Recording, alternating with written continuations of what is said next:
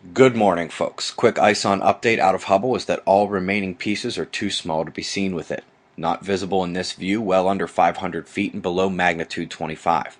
A lot of questions remaining about the meteors from ISON, people asking about the remnants of the comet posing a threat to Earth. If you just look down from the north on the orbital diagram, it appears the Earth could get a close encounter. However, gaining a third dimension to the chart shows just how far north the comet is heading, nowhere near our planet. After perihelion, the tiny last visible rock was whizzing up faster than the dust blown off, making it appear higher in the LASCO C3 frames than the dust coming off of it, and confusing many people into thinking that meant the comet was somehow ejecting material southward towards Earth. Yet another failure of looking in only two dimensions. There is zero threat from the remaining ISON pieces. The only remaining show is a very possible aesthetic beauty of a dusting in mid-January. It's when Earth gets to ISON's incoming trajectory. Much closer there to an actual intersection with our path than the now exiting rock fragment. And with annual meteor showers from 100-year-old comets, might want to keep an eye out for a show on year 1 of passing ISON. Still, likely to be a visible sight only. Good article here that will hit a topic we're going to focus on in 2014. You think there's concern over the coastlines when it comes to climate change? Well, you're not wrong, but the top concerns are in the breadbaskets, and they're serious.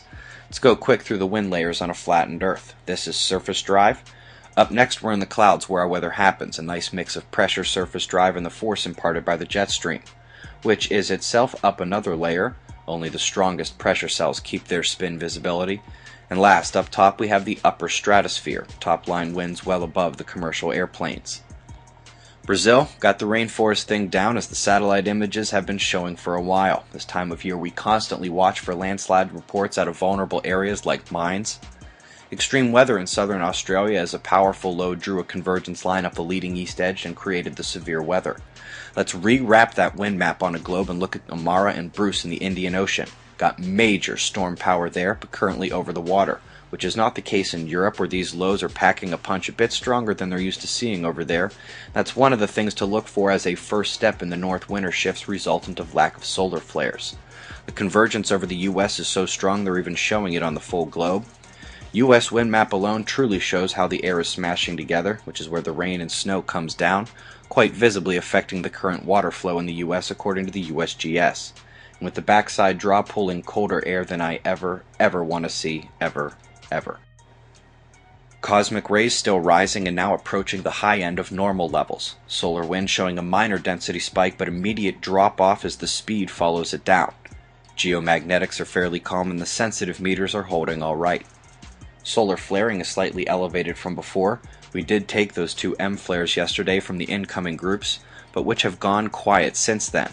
Let's take a look at the spots. As the incomers hush with Earth in their periphery, the baby group is gaining his independence and popped a C9 this morning as he prepares to exit our ward.